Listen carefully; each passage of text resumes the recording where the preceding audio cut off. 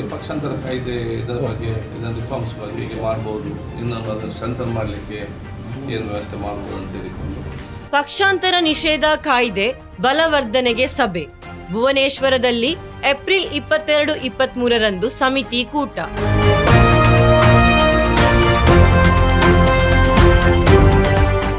ಪಕ್ಷಾಂತರ ನಿಷೇಧ ತಿದ್ದುಪಡಿ ಕಾಯ್ದೆಯ ಮೌಲ್ಯಮಾಪನ ಹಾಗೂ ಬಲವರ್ಧನೆಗೆ ಸಂಬಂಧಿಸಿದಂತೆ ಲೋಕಸಭಾ ಸ್ಪೀಕರ್ ಮೂಲಕ ನೇಮಗೊಂಡ 5 ರಾಜ್ಯಗಳ ವಿಧಾನಸಭಾ ಅಧ್ಯಕ್ಷರ ಸಮಿತಿ ಸಭೆ ಒಡಿಶಾದ ಭುವನೇಶ್ವರದಲ್ಲಿ ಏಪ್ರಿಲ್ 22 ಮತ್ತು 23ರಂದು ನಡೆಯಲಿದೆ ಎಂದು ಕರ್ನಾಟಕ ವಿಧಾನಸಭಾ ಸ್ಪೀಕರ್ ಯುಟಿ ಖಾದರ್ ತಿಳಿಸಿದ್ದಾರೆ. ನಗರದಲ್ಲಿ ನಡೆದ ಸುದ್ದಿಗೋಷ್ಠಿಯಲ್ಲಿ ಮಾತನಾಡಿದ ಅವರು, ಈ ಸಮಿತಿಯ ಮೊದಲ ಸಭೆ ಈ ಹಿಂದೆ ಮುಂಬೈನಲ್ಲಿ ನಡೆದಿದ್ದು, ಇದೀಗ 2ನೇ ಸಭೆ ಭುವನೇಶ್ವರದಲ್ಲಿ ನಡೆಯಲಿದೆ ಎಂದರು. ಒಡಿಶಾ, ಸಿಕ್ಕಿಂ, ಮಹಾರಾಷ್ಟ್ರ, ನಾಗಾಲ್ಯಾಂಡ್ ಮತ್ತು ಕರ್ನಾಟಕ ರಾಜ್ಯಗಳ ವಿಧಾನಸಭಾ ಸ್ಪೀಕರ್ಗಳು ಈ ಸಭೆಯಲ್ಲಿ ಭಾಗವಹಿಸಲಿದ್ದಾರೆ ಎಂದು ಮಾಹಿತಿ ನೀಡಿದರು.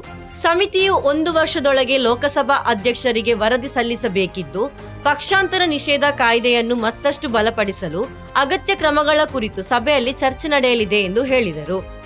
ಶಾಸಕ ವಿನಯ್ ಕುಲಕರ್ಣಿ ಅವರಿಗೆ ನ್ಯಾಯಾಲಯ ಶಿಕ್ಷೆ ವಿಧಿಸಿರುವ ವಿಚಾರವಾಗಿ ಪ್ರತಿಕ್ರಿಯಿಸಿದ ಖಾದರ್, ಅಧಿಕೃತ ಮಾಹಿತಿ ಬಂದ ನಂತರ ಅವರ ವಿಧಾನಸಭಾ ಸದಸ್ಯತ್ವದ ಬಗ್ಗೆ ತೀರ್ಮಾನ ಕೈಗೊಳ್ಳಲಾಗುವುದು ಎಂದು ಸ್ಪಷ್ಟಪಡಿಸಿದರು.